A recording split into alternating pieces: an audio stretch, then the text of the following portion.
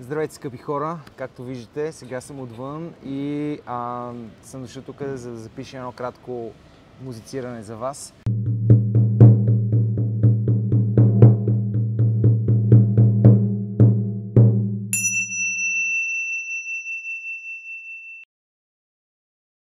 Бих искал да кажа в началото, че мина една година от миналата година, от моя рожден ден, когато едни мили хора решиха да заделят една доста стабилна сума, за да мога да закупя този инструмент, наречен хендпен, на който аз и вече доста хора се радваме.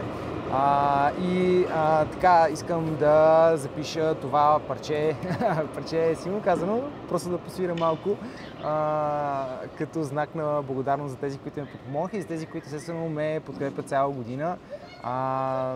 Така, благодаря за всички подкрепящи за моя рожден ден.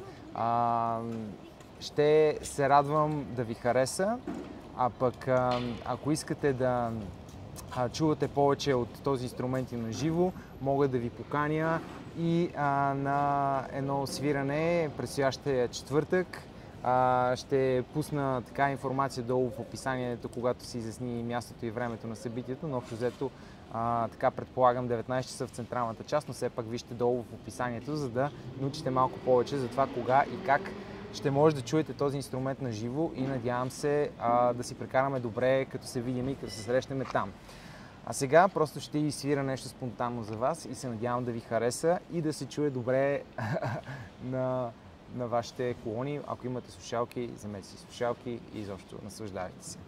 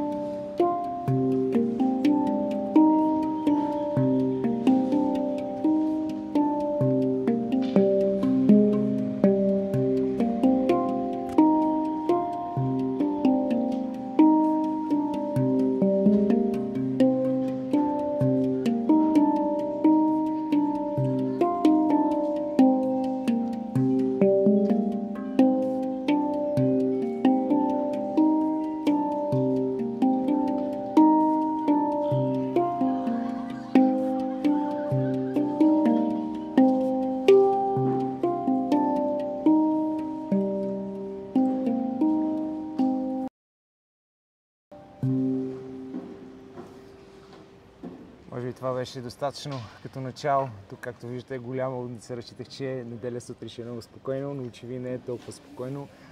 Не знам как се записал този звук. Ще се опитам да го обработя на запис, но всъщност истината е, че за да може да достига този звук и това вълшебство на този инструмент до вас, е нужна максимално добра, качествена звукозаписна техника, както самата записвачка, която записва широк диапазон от звуци, така че да може да записва различни инструменти, включително и този хендпен. Нямам точното определение техническо, но съм наясно с техниката, която е необходима. Така и едни качествени микрофони.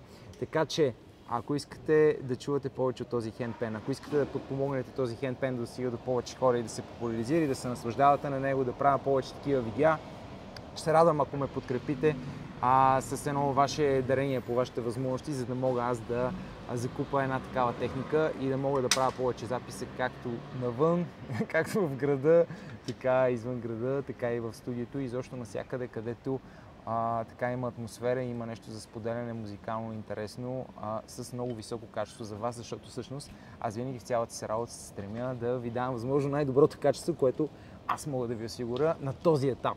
И всеки следващ момент да мога да повишавам качеството на това, което правя.